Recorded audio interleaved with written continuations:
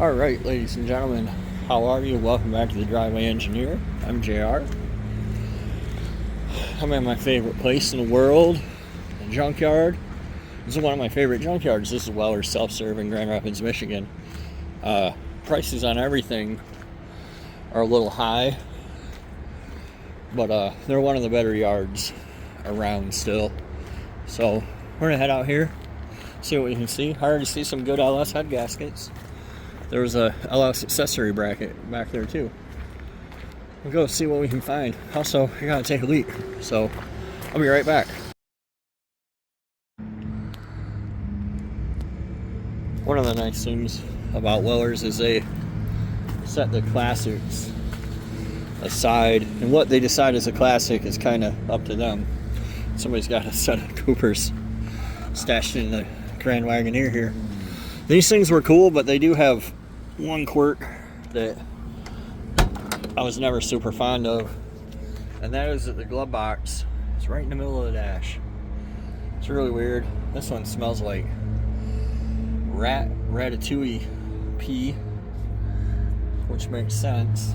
Probably do somebody a favor. The unlimited amount of ducts pissed in here.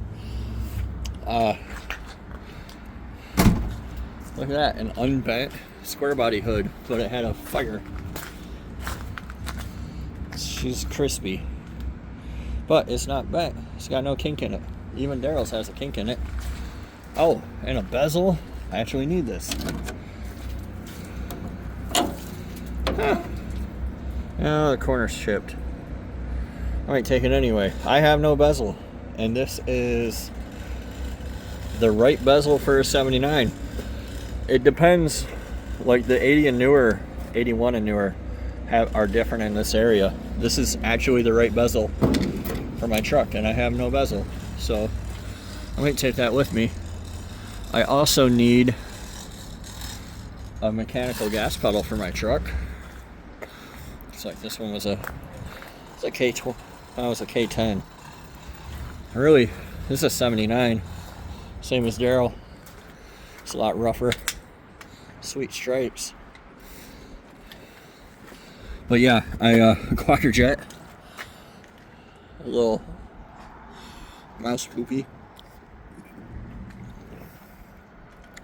I can tell right away that that's an MP203 because it's on the other side. It's on the wrong side. And there's no lockouts.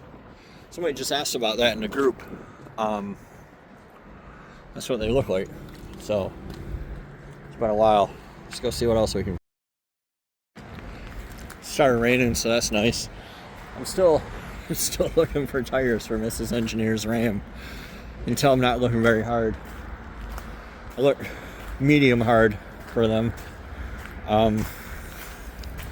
Actually, like any full-size truck like this, the size tire, the 235 whatever 15 was like the standard tire in the 80s and 90s, so not super hard to find. It's probably like in the back of one of these. Look at that. Like I said, probably in the back of one of these trucks. I do not look that hard. It literally would take like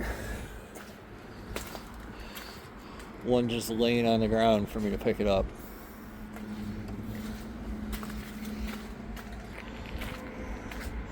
They're also really, really common on S10s. That was like the big size for an S10. I don't know why I'm walking over here. I'm not gonna get a tire today.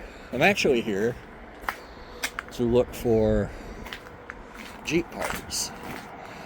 And he would say, JR, you don't own a Jeep. That's true. I do not own a Jeep.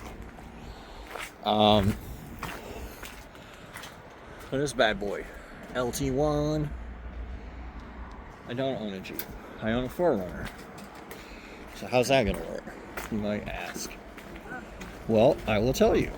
Let's head over to the Chrysler section, and I'll walk you through the outline of my plan. Let's stop here. I actually want a dually service bed like this for my Marv. There'll be a gap at the front because I have a cab and chassis, so the distance between my cab and my center line of my axle is like weird. But I figured I would just build a pass-through or something to put there. I actually am interested in asking what it'll take for them to lift this off for me.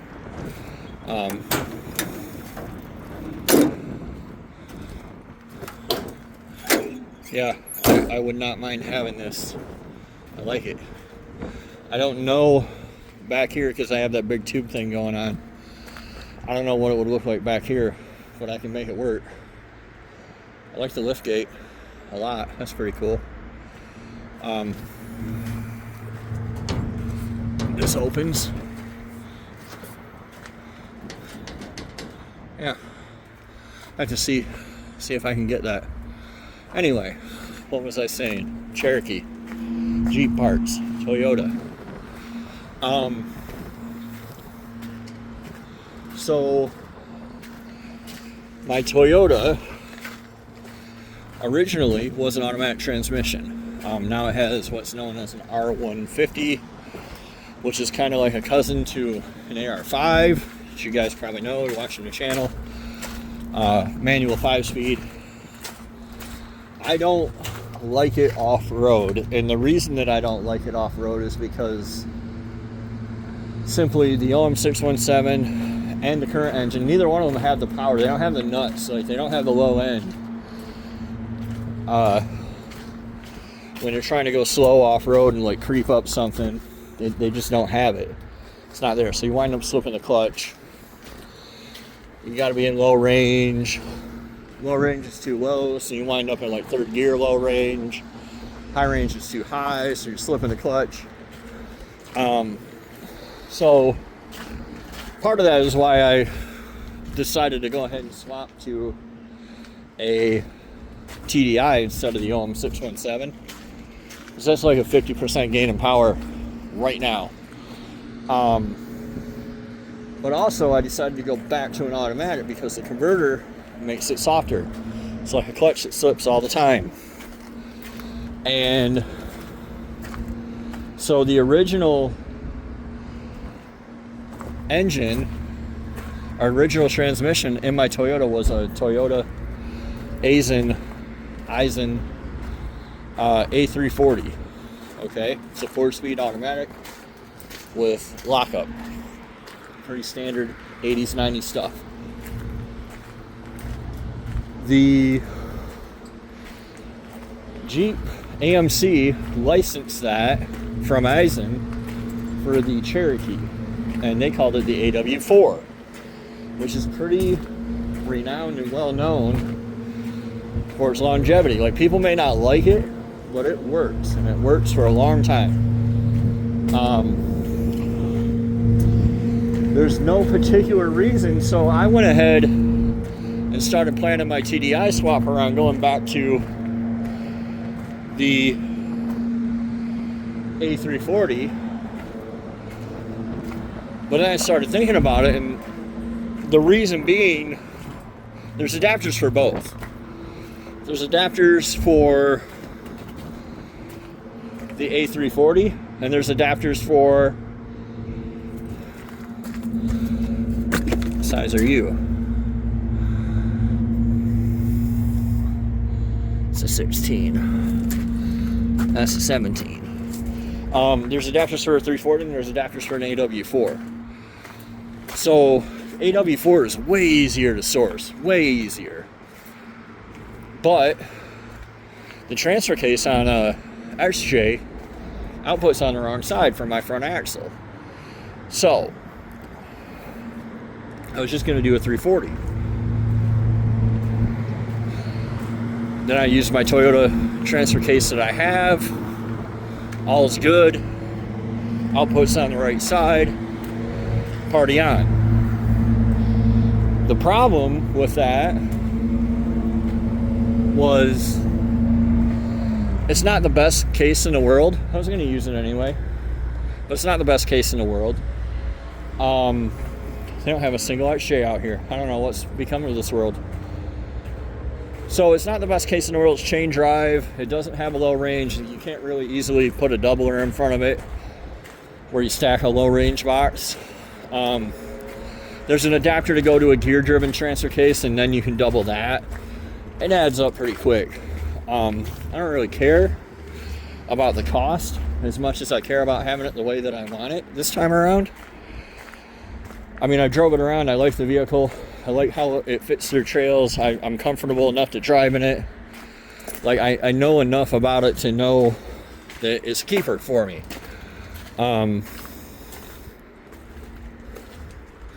So that's not a factor. It's just I really want to have it the way I want it. So looking at the idea of stacking these adapters to get, the gearing where I want it. And then I came back around to, like, it occurred to me one day that, well, the Dana 300 is a Jeep transfer case from CJ's in the 80s. That output's on the passenger side. I'm like, well, I wish they would have just kept that. And then I thought about it. I'm like, well, what's the output? What's the input on it? Well, it's 23 spline. What's the output on an AW4? It's 23 spline. They use what's called a standard 6-bolt pattern, which every Jeep uses pretty much. So I said all that to say, basically, you can put a Dana 300 on a AW4, which people have been doing for years, turns out. So cool. Now what? Still want a low range. Well, you can use a 231 low range box, cut it in half, get a plate from the gentleman in Quebec, goes by the name of Frog Fab, and you can have a double low. So you have a 271 and a second 271. So you can combine them, have a 5.4 low range if you need to, or you can just use one or the other.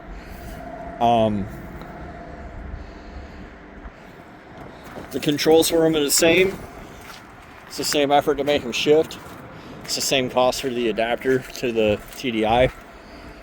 So there's no reason not to do this. So I think that's what I'm going to do. I think that, I'm making new drive shafts. Ooh, there's an X-Ray. I'm making new drive shafts. I couldn't believe there wasn't one in the junkyard. Making new drive shafts either way. This one's all together. Lame. I was really hoping that, like, the transmission and transfer case would be laying in it. Wishful thinking, right?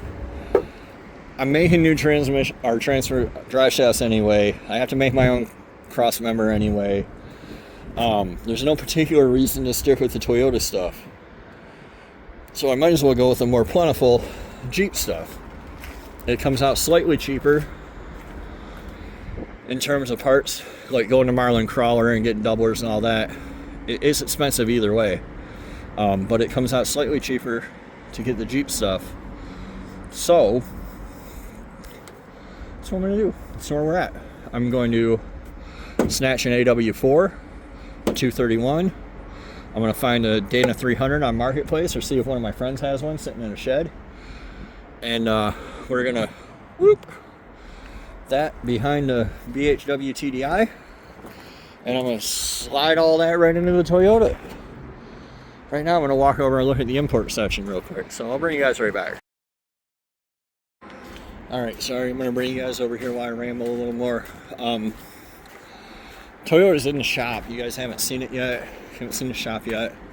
I don't have that video together yet, but it's going under the knife this winter along with Daryl. So, like, it's time. And there's a few TDI things I'd like to find. I don't have an alternator, for one. I think I might like a different... Well, I know I would like a different valve cover if I can find it. My PCB points right at the inlet, the intake inlet. So, not a big deal. And it adds up, so there's that. I would still... I'm up in the air. I bought the best TDI when I bought it, and I have regrets, and if I were to do it again, that's not a TDI. It's taking me way too long to figure that out. I think I would start with an ALH, the older one. It's smaller, it's weaker, makes less power. It's cheaper to do anything to. Parts are way more available. The harness is dirt cheap.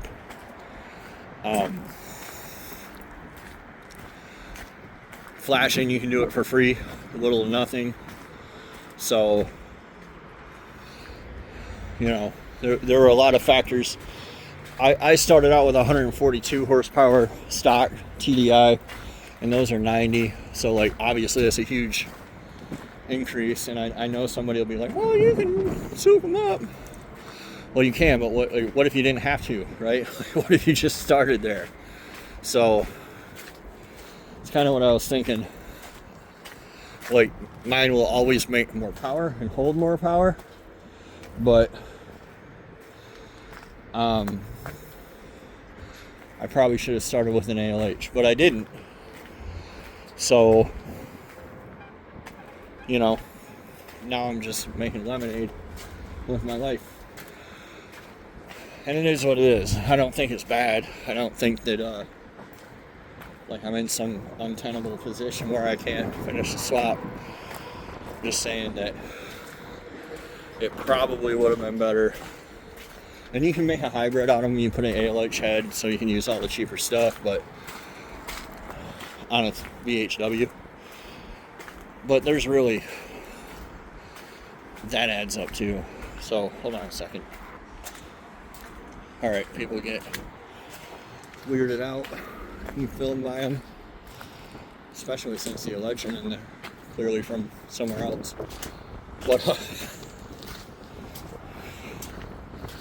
yeah, so I don't know. I'll make it work, but I'll probably do a whole video on that when the time comes. I used to have one of these when it was a two-door. It was my favorite car to drive, like to just get in and drive every day. So comfortable. Fast enough, like it wasn't miserable, handled well, rode well, didn't ride like a brick or roller skate like my Mustangs. Lots of leg room. I'm 6'5", so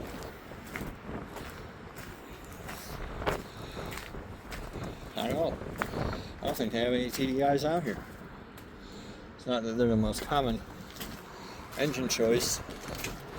It's crazy because, like, when you meet somebody that drives a TDI every day, I have a colleague, she loves hers, 52 miles a gallon. Anybody you meet driving one loves it to death, won't get rid of it. But, like, somehow they just never bothered to tell people about, like, my Eco Diesel. Like, hey, did you know you can have a full-size truck that gets 26 miles to the gallon average, not resetting your trip meter, rolling down the hill on the highway.